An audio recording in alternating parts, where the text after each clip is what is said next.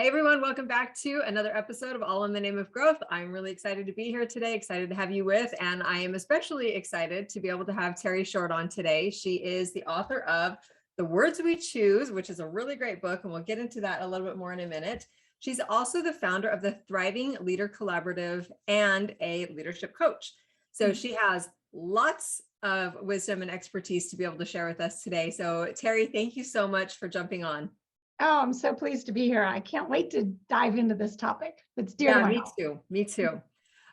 Before we get into that, I like to do kind of an opener question of, I don't know, dive into your brain a little bit. So my question is, what do you feel like is the biggest lie that people tell themselves?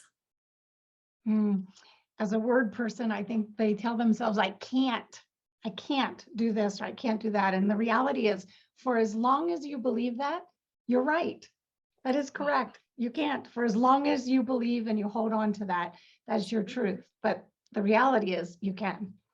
Absolutely. I love that. And that's actually a very common answer that I'm getting from people, which just reaffirms how true it is that that is a belief system that we come up with ourselves and we make it real or not real. Which actually is a great introduction into the topic that we're talking about today, which is why the words that we use matter. And I don't know where I picked this up along the way. I don't know, the first instance where I realized the words that I was saying to myself and the words that I used in conversation with other people, that it really mattered, that my choice of vocabulary was impactful on them and also on myself. So can we talk just a little bit about why that is? Let's talk about ourselves first. Why is it that the words that we use to ourselves, because being self-deprecating and, even in a joking way, people will sometimes do that, oh, I'm so dumb, or I'm so this, or I'm so whatever. What is it about that is so detrimental in our own minds? Well, it's really because of what we think we believe, right? So when you have this thought, particularly when it's repetitive, and so we have this thought over and over again, we come to believe it. And whether it's that somebody else has said this to us and introduced the thought, like parents do to kids, teachers do to kids, so on and so forth, or that it's something that, we just dreamt up ourselves, and we get it, I like to say in your personal podcast, we get it playing over and over again on our personal podcast, and then we believe it. And so that's where the limitation starts. We're creating our own limiting beliefs in that manner. So that's personally, but I like to quote Tom Kenyon, and that's my very first quote in the book of many. And he said, we are creating the world by how we speak to each other. So think about the power of that, right? Yeah, it's absolutely true. When you look especially at the way that our society is right now, we have an army of anonymous people out there on social media just saying whatever they want to say, which is something that they actually wouldn't say if they were in person and staring that person face to face. And truly even going a step further than that, if they actually knew the position that that person was in, and if they actually took the time to try to get to know them, it's easy to just say, oh, that person's stupid, or they're dumb, or, they're closed-minded, or they're, fill in the blank of all of the words that get slung around on social media these days. It just exacerbates the situation. There is no trying to heal from the hurt. It's just causing more hurt. And it's so pointless. So I really liked, that aspect of having that conversation with others. So I know that there is, like I said, a big world atmosphere out there, but you can't change the world atmosphere without changing your little circle first. Right. So let's talk about, how that is within our own home, maybe within our own work organization, within our relationship with our spouse, those kind of the closer knit community, the places we can impact. Let's talk about how our words impact those places. Yeah, I actually back that up just a little bit more to fixing what we tell ourselves, right? So starting with that personal podcast and then going forward to, I'm not going to change how I speak to my inner circle until I change my own thought process, right? So when I mean that, I say that from a place of things I might be believing or saying to myself that are limiting and minimizing, and switching those to be much more uplifting or elevating or inspiring, what have you. When I start to do that internally, then I'm better poised to do that with those around me. So for example, if I'm somebody, I'm going to go through a couple of actual words that I would choose.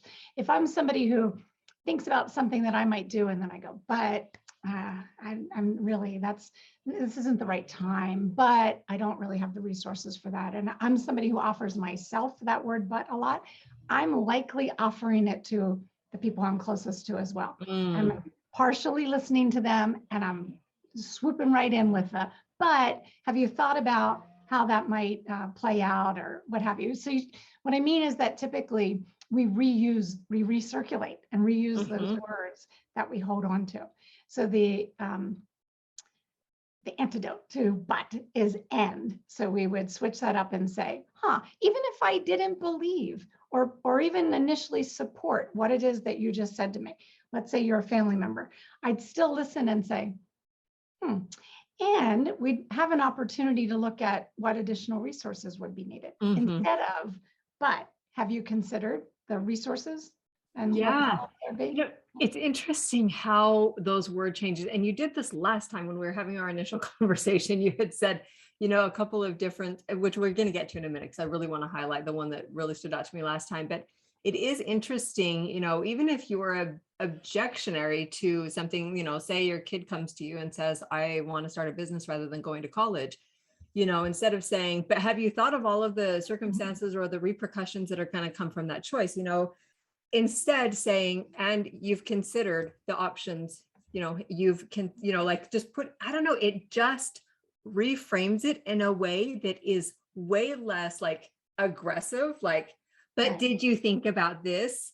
And instead coming at it a place of, and you've thought about the, how that's going to impact you. It literally, just hearing it myself, I'm like, it makes a huge difference in the way that comes across. Yeah, and I like to offer a visual. I believe that but is like the scissors, but just like somebody has said something, or even you've said something, and then you insert but, you've just cut that first thought off and you've disconnected it from this next thought, right? Yes. And so that's the scissors, it cuts it, it severs it, maybe it's a machete, I don't know, right? Yeah. And then the opposite is that and is the glue. It's the glue or it's the duct tape that takes this thought and connects it to this one. So your college thing, okay, here's your thought about that. And here's some other things. So I'm going to connect these two things. And now we're communicating on a higher level. We're communicating in a way that elevates and doesn't minimize. Right. It's so powerful. It's really, and I love being able to address the actual examples in your own speech that, make an impact in the way that you are dealing with your own thoughts and your own feelings towards yourself. But then also when you get that mastered, being able to do that in a way for your family or your work relationships or your friends, whatever, in a way that helps them to be able to reframe their own thoughts because you're presenting them to them in a different way. And I actually found that to be true when I started coaching women. So I've been a women's business coach for like the last decade. And a lot of the times it's interesting, the words that I choose to use to them to kind of walk them through like the thoughts that they're having or whatever. It can be very freeing for them, right? And I think that it really does. I know it matters. I know that it matters when we come from a place of trying to be cohesive instead of, like you're saying with the scissors, instead of like trying to like separate it all apart, because it is all together. It is, we are a human, and our thoughts and our feelings and the way that we perceive things, it's all one thing. And it isn't just like, well, there's that one part and that one part. It is a togetherness of it. And I love that you're bringing that, kind of cohesive together with the word and I just used the one that had stood out to me before. I had just used it and I'm like, no, I know that. Yeah, okay, you self-corrected nicely. You self-corrected very nicely. Let's point out what that was for those who didn't catch that. So there's a difference between thinking and knowing. And so Terry and I had actually had a conversation before this one about kind of the words we use and that kind of stuff. And this is the one that she had pointed out to me. So talk to us a little bit about the difference between think and know. So this came to me actually decades ago, or maybe 2 decades ago, and I found myself coaching senior executives, and sometimes having senior executives above me at that point. And then when I become the senior executive, then that's what I mean about like what happens internally first before you're speaking to others. So I was sensitive to it in the first place. And then I become the senior executive, and I think to myself, that's the appropriate use of it. I think to myself, wait a minute, with the senior executives I was listening to, I would go through my head, they'd say, I think that it's likely we'll be able to meet our goals by the end of Q4. And what's going through my head is, aren't you paid to know that? Yeah. Right? Every time I would hear a leader, particularly a senior leader, say, well, I think, and sometimes, to be fair, Christy, sometimes a leader is saying, I think, in order to not dominate the conversation. Sure. Okay, so to be fair, there are occasions when that happens. But generally speaking, for a leader to have their go-to phrase be, I think this and I think that, the team is expecting you to have some certainty, is Yes. expecting some assurance. And so by the time I get to be the senior executive, I paid attention to that. I thought, I'm about to speak to this team, or maybe the whole group, 200 people, Right. and say, what do I want to be confident about? Or am I going to choose words that put some doubt in their mind? And saying, I think, puts that doubt. Yeah. Yeah. It also gives you, I feel like it gives a backdoor almost, like if you don't meet your quarter goals, then, you thought you might, but I guess you thought you might not too. It gives you that out to be able to skirt around it instead of being like, no, I know we can do this. And then it becomes, how can we? Right. It opens up the door of possibility rather than the door of, well, if it doesn't work out, we're okay, because we weren't really sure if it was going to happen anyways. Like it makes a huge difference, which I think also is impactful with our children. When we talk about, well, I think blah, blah, blah, or I know this to be true, it sets a whole different tone for the way that they are going to be receptive of that thing that you're talking about, Sure. Right. It's assurance, it's certainty, it's confidence. It's all those things wrapped up into one word, or the abandonment of that word, right? Yeah. Is what sets you up properly. Absolutely. So, okay, I love the and the but and the think and the no. Are there other words that you feel like are an easy switch between the two of them when we're, even just in ourselves or when we're talking to others? Absolutely. I actually have a new thing, Christy, probably since we spoke last, and that my new way to string them all together, not all of them, but a good portion of them. So I will have your listeners get a pen and a piece of paper and write this down. I will when I want, and I get that I can. So if you write sort of that funny little sentence down, and you take out all the I's, as well as the word that, you're left with my replacement words. So we'll go through those. So what you should have to circle is will, when, want, and get, and can, right? Yep. All right. So will, I hear so many, again, particularly I'm sensitive to leaders and I coach leaders, as you do. And Right. I hear so often the leaders say, well, I'll probably be able to get that to you by the end of the week or at the deadline, or I might be able to. And so switch those uncertain words out with will. I will be able to do this. And if I'm not, I will double back and let you know about that, right? But own it. So for me, that's an ownership issue. Another one that's very similar to the but and, so we've already talked about and, is the replacing if with when. I feel as though in 2020, I heard a lot more people speak in terms of if, it was as if that word sort of dominated. If we return to the office, if we get to see our loved ones, some people were saying, if we get to marry, right? Yeah. Ifs. And so the proliferation, let's say, of ifs was a bit of a downer, so from my perspectives, collectively, people speaking in terms of if, instead of turning that around and saying, when we return to the office, when we can travel again, go to Europe again, or what have you, right? When we see our loved ones. So when you talk about speaking to kids, imagine the impact of offering if to children all day, every day from a place of uncertainty. And to be fair, people were uncertain, but parents, leaders are counted on to present a certain amount of insurance or assurance, right? When it's hopeful. Exactly. It's hopeful. Yeah, right. That was what I was going to say. I wrote down when versus if, and I'm like, when gives you hope? That's right. That's right. Gives you hope. It gives you some sort of assurance. Perfect. Want is the next one. So want replaces the shoulds. So I say in the book, stifle the shoulds, right? So I grew up in Maryland, and people who live on I forget, are you on the East Coast? No, I'm in Utah. Okay. Well, people who live on the East Coast will understand what I'm saying, I think. Although this happens anywhere, but I was in a situation in Maryland that was completely governed by the shoulds. And things such as I shouldn't wear white before Memorial Day, and I shouldn't this and I shouldn't that. There were all these sort of like shoulds related to how you live your life. Yeah, how to do your life. And then I moved to California. And in California, I thought, oh my gosh, I'm staying here. These people don't know anything about the shoulds. Didn't. That was just, even you should RSVP to this invite.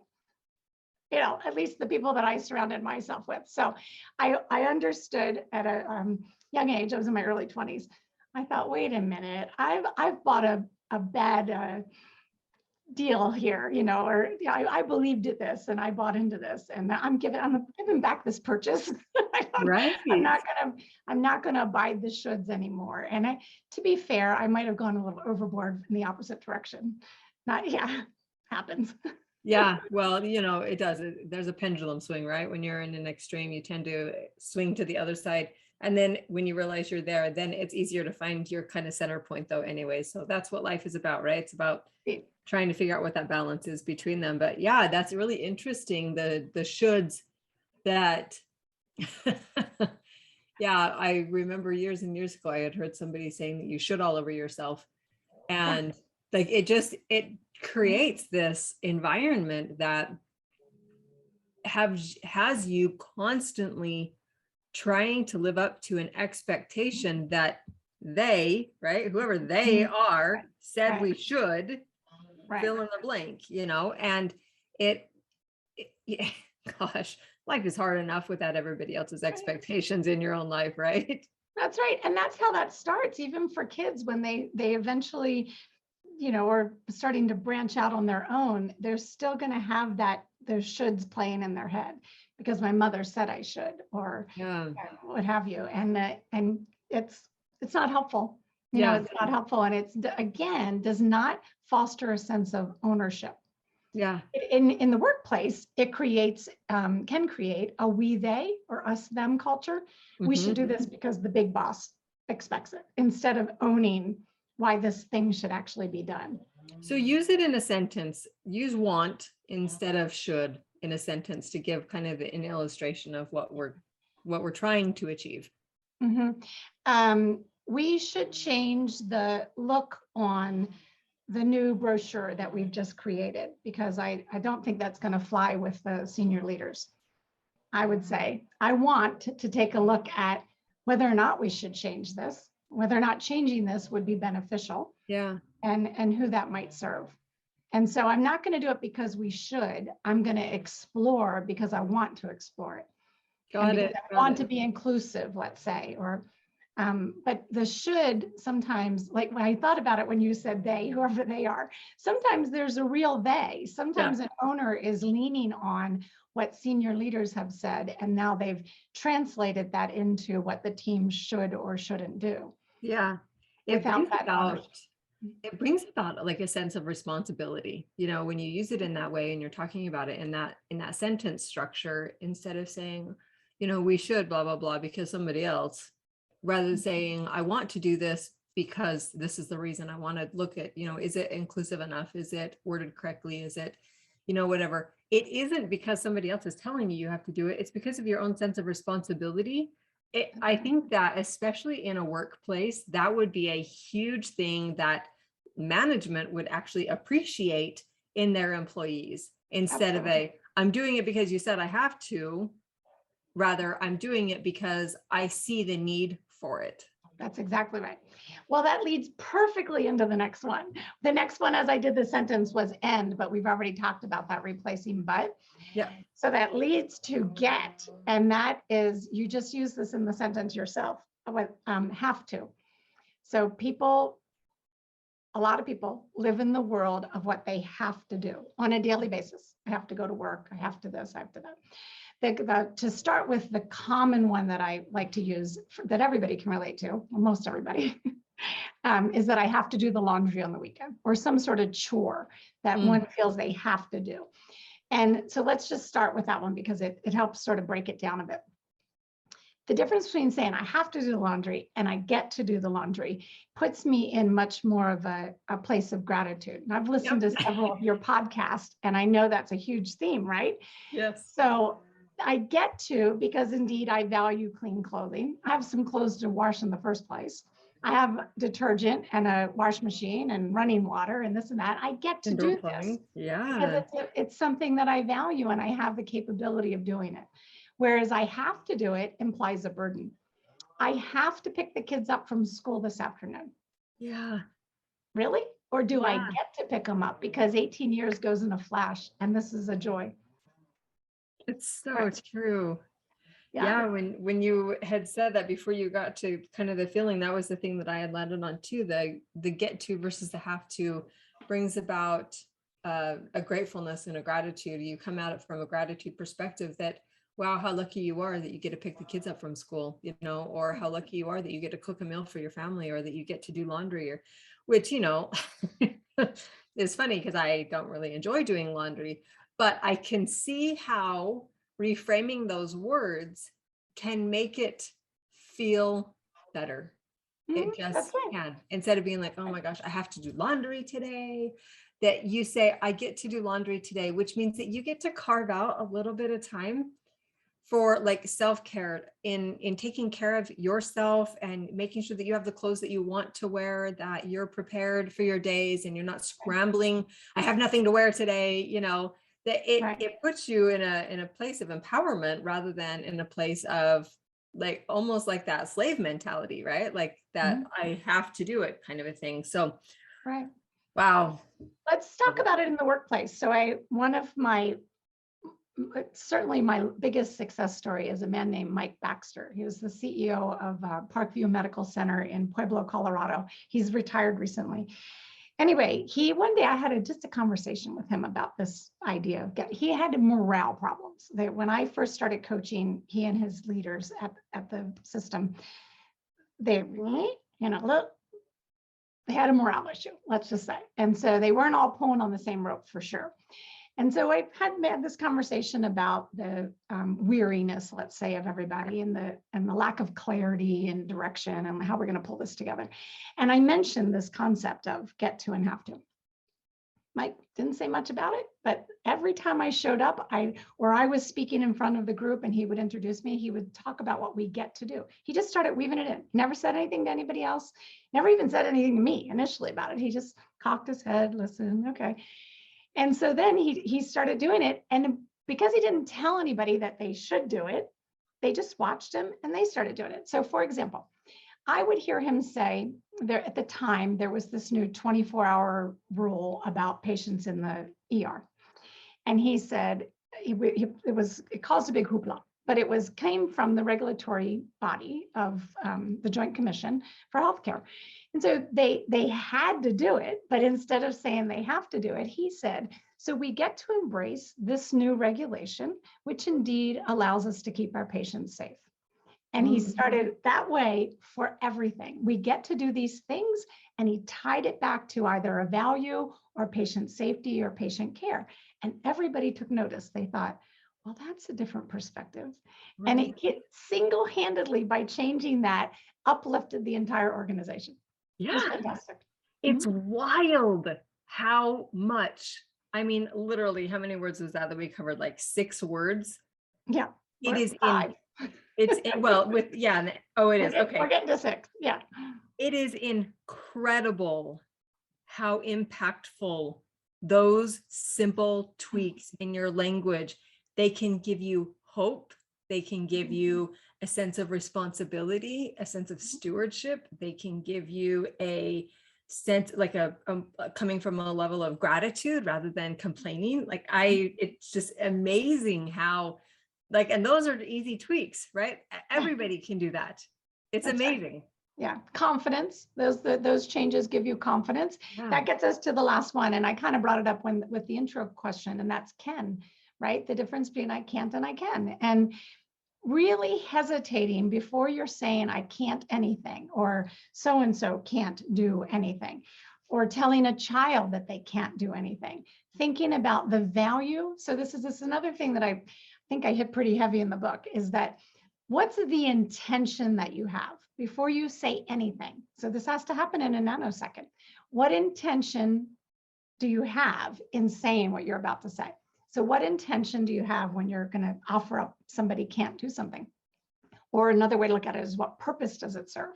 Think about that every time. What purpose does it serve to offer can't do that, instead of reframing and speaking about what one can do? And if you answer that question honestly in your mind and in your heart, you're going to see that it doesn't serve a purpose. It minimizes and limits. Unless that's your purpose, right? And then that's a whole other conversation. That's a whole other problem with yourself. That's right. That's right. Wow. It's true, especially with our children who look to us. And I think about this, and I've talked about this before on other podcasts, that when we're children, we just latch on to what adults tell us because they're supposed to be adults. They're supposed to have the answers, right? And we talked about this a little bit before, that they're supposed to be the authority figure, that gives us guidance and direction and gives us hope. And there's that level of like confidence that comes because they know what they're doing, or they know how it's going to turn out.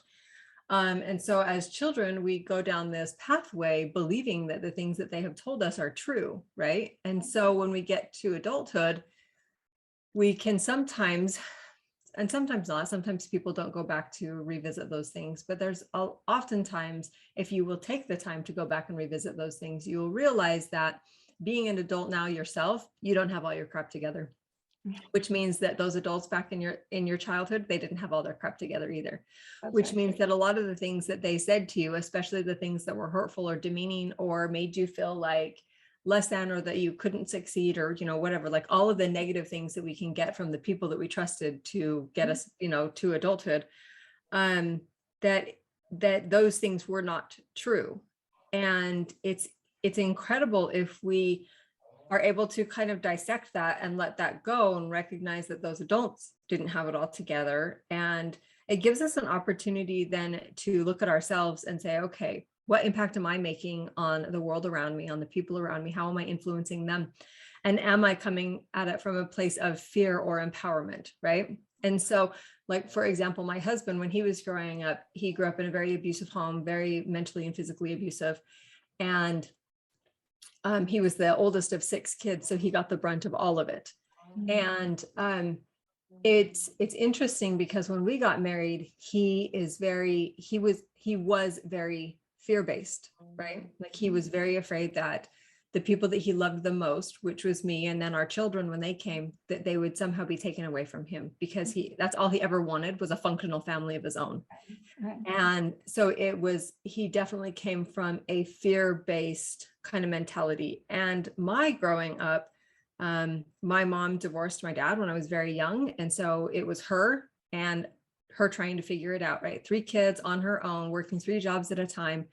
And it was never an I can't. It was I have to figure this out, right? Like, it was a matter of, this is a necessity I need to provide. And so I'm going to figure it out. Mhm. And so that's what I grew up with, so when I went into college and I met my husband, it was always like, well, how can I, or I can, or, like, it was always the questions from an empowerment perspective and not a fear-based. And it's just been interesting to see how that kind of has duplicated down into our kids. I Mm. hope that they got a little bit of like, I don't want it to be fear, but more caution of the world, right? Mm. But also the empowerment aspect of it. And it really comes down in the words that we use and Mhm. how that impacts those people around us. And I just love, the things that you share and the way that it does give that confidence and that hope and that empowerment to people. And that we, if implemented, we can recognize the way that it does impact our own thinking first about Mhm. what we can accomplish. And then obviously that bleeds out into the world around us. So gosh, so amazing. So is there anything else that you like, tips or strategies or anything that you feel like would be helpful for people to be able to actually implement this into their lives? I mean, obviously looking at it and being like, okay, I can, work through those. Do you have these written down outside of the book, or is the book the place where you got them? The place where I got them, but I'll send you a link. Fast Company interviewed me, and they did this article about it's really towards leadership, but it's the 10 words and phrases that a leader should remove from their lexicon. And so these are in there, but there's some more phrases and such. I mean, maybe Nice. more than 10. Anyway, so what I like to say is you can't unsee the list. However, and no, I meant to tell you that however is but in a tuxedo.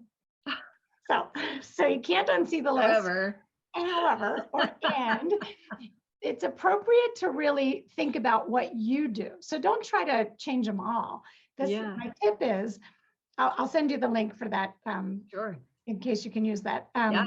My tip is listen to yourself. Maybe you might even listen to your husband if he's Yeah. offering some limiting words to the kids, and then choose one. Just what is it that we just talked about of that list of 6 that you really routinely say a lot, and Yeah. then choose that one and say, I'm going to change this one. I'm going to switch it up with this, and catch yourself. It takes pretty much a month to change a habit. So another trick is if your trash can's on the right-hand side of your desk right now, move it to the left, and you'll throw the trash on the right for about 21 days, 21, 27 days, depending on how often you're in your chair. Or change your water bottle. My water Yeah. bottle's over here, change it over there. The reason to do that simultaneously is it will be your reminder for a Yeah. month to continue to change up those 2 words. Yeah. Switch out but and add and. Every time I reach for the water and it's not there, it'll be a physical reminder to Yeah. make that change.